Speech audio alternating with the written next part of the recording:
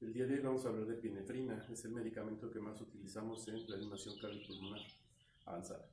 Entonces, ¿qué es la epinefrina? Pues es un medicamento que nos ayuda a estimular el corazón. Principalmente tiene tres formas de estimulación adrenérgicas: la estimulación alfa, beta 1 y beta 2.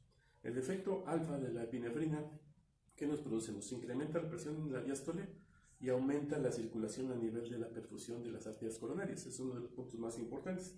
También produce vasoconstricción del músculo liso vascular, relajación del músculo liso intestinal y aumento de la glucogenólisis hepática.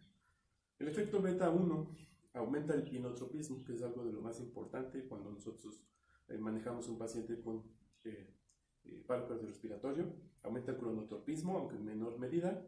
Relaja el músculo liso vascular, decíamos, a nivel intestinal, a nivel coronario, que es un punto también a favor. Incrementa lipólisis, lipogénesis, que son puntos secundarios, sobre todo para la creación de gluconeogénesis, y de esa manera tener más sustrato para la recuperación de un paciente. El efecto beta 2 produce vasodilatación del músculo liso vascular, relajación del músculo liso bronquial y traqueal, que es uno de los efectos por los que a veces se utilizaba o se llega a utilizar en crisis de broncoespasmo muy severas, y hace muchos años era el medicamento de elección en las crisis de broncoespasmo en los niños, entonces utilizábamos adrenalina en forma subcutánea. El efecto beta 2 también produce contracción del músculo esquelético, aumento de la glucogenólisis, que decíamos que es otro punto importante, y el efecto principal para lo que buscamos, principalmente el manejo de epinefrina en el paciente con paro cardiorrespiratorio, es cuando estamos dando compresiones torácicas externas. A veces es necesario saber si el paciente tiene fibrilación ventricular y nosotros no tenemos monitor o estamos en un sitio donde no tenemos la posibilidad de reanimación avanzada, pero tenemos epinefrina. Sabemos que la epinefrina incrementa la amplitud de las ondas de fibrilación ventricular, entonces la respuesta es más factible después de las compresiones torácicas externas.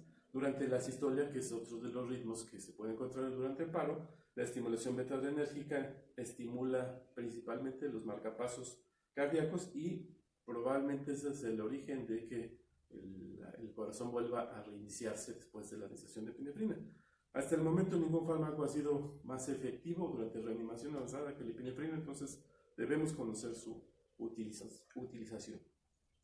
También se utiliza en disociación electromecánica, que son las contracciones del corazón de forma eléctrica. Yo le tomo un electroitrazo, pero no produce pulso. ¿Por qué? Porque es una disociación entre el efecto mecánico y el efecto eléctrico. O sea, hay evidencia de actividad eléctrica, pero no hay flujo sanguíneo. Entonces, se ha demostrado que la epinefrina también es muy útil en la circulación del miocardio y también para responder, para que el paciente responda durante disociación electromecánica. Otro punto a favor es que la estimulación beta-adrenérgica produce vasodilatación en la circulación cerebral. Entonces, durante el proceso de reanimación cerebral es uno de los fármacos que también nos ayuda a mantener un cerebro con mejor pronóstico después de un paro cardiorrespiratorio.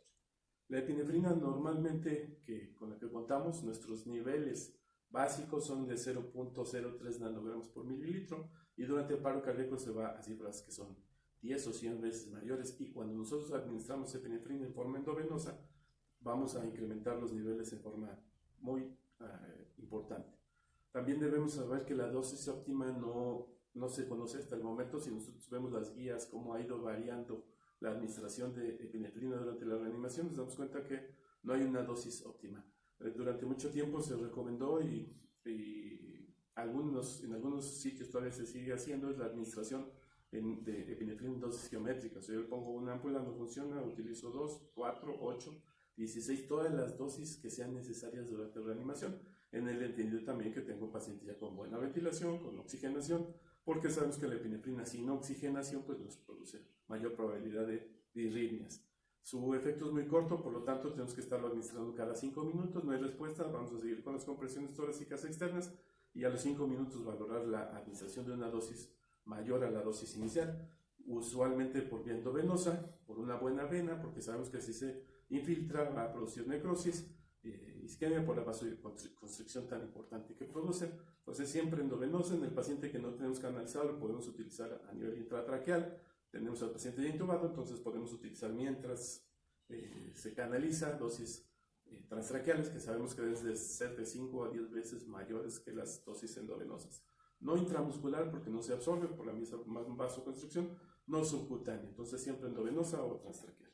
¿A quién más se utiliza? Pues sabemos que la epinefrina también es muy útil durante el estado de choque anafiláctico. Es el tratamiento ideal para un estado de choque anafiláctico, crisis de broncoespasmos severas que no rompen, no se controlan a pesar de medicamentos beta agonistas, a pesar de cantinas, entonces posiblemente sea necesaria la utilización de epinefrina. Y pacientes con vaso cardíaco.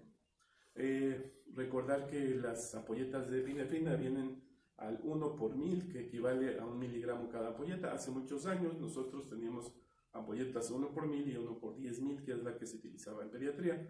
Sin embargo, cuando llegamos a los carros rojos, recuerdo que tenemos que verificar cuáles eran al 1 por 1000 y otras al 1 por 10.000, porque eran dosis 10 veces menores. Entonces, tener en cuenta esa posibilidad, que actualmente es más difícil tener dosis al 1 por 10.000, es preferible hacer diluciones.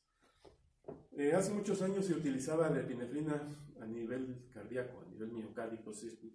Nosotros al paciente con paro todavía recuerdo que llegamos a utilizar jeringas con agujas muy largas y se administraba a nivel intracardíaco. Eso está proscrito, actualmente eso ya no se utiliza porque muchas veces no se colocaba la aguja a nivel intraventricular, sino a nivel de miocardio, pues el daño era muy grave. Si el paciente no iba a morir, seguramente después de esas técnicas antiguas, pues el paciente se agravaba. Entonces, tener en cuenta esa posibilidad, tener en cuenta que si el paciente ya no está en paro y le estamos poniendo epinefrina, pues le vamos a producir hipertensión arterial y complicaciones que pueden ser más graves incluso que la patología del paciente. Entonces, es un medicamento de alto riesgo. Su nombre es epinefrina o adrenalina, que finalmente es lo mismo, lo único que cambia es el origen de la palabra en aspectos históricos, pero realmente es lo mismo epinefrina que adrenalina.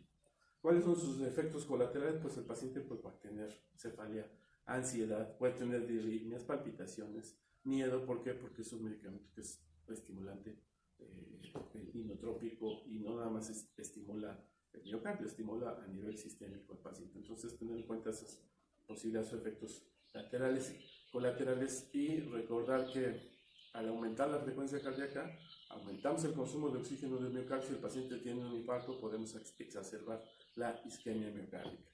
También es importante recordar que si el paciente tiene acidosis metabólica por un paro cardiorrespiratorio de más de 30 minutos, tenemos que administrar antes de utilizar inotrópicos bicarbonato para mantener un equilibrio ácido-base, porque seguramente el paciente tiene acidosis.